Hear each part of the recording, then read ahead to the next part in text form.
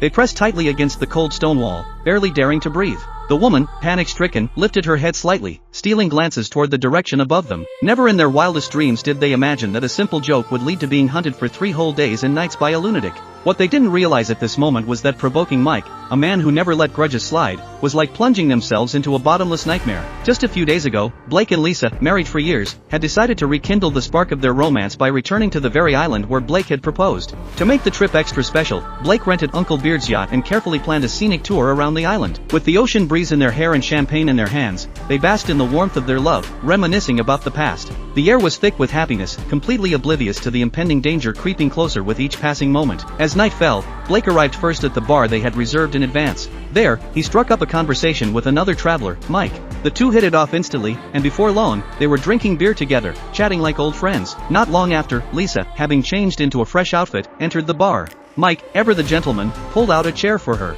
The three of them laughed and talked, creating a picture of harmony. But then, after a few glasses of wine, Blake and Lisa, caught up in the moment, began openly displaying their affection. Lost in their own world, they failed to notice the subtle shift in Mike's expression. To him, their behavior was rude and outright offense. His face darkened as he firmly demanded an apology. Blake, however, waved it off, thinking it was nothing more than a joke, hardly worth taking seriously. Lisa, sensing the tension, tried to smooth things over, reassuring Mike that there was no need to get upset over something so trivial. But Mike's demeanor changed in an instant. His expression turned menacing, and his voice dripped with hostility as he warned them this was their last chance to apologize. Seeing his wife being confronted, Blake slammed the table in anger, ready to retaliate. The situation teetered on the edge of chaos. At that critical moment, the growing commotion caught the attention of a patrolling security guard. Blake, still fuming, wasted no time filing a complaint, insisting that this stranger had ruined their evening and even disrespected his wife, but before he could finish his sentence,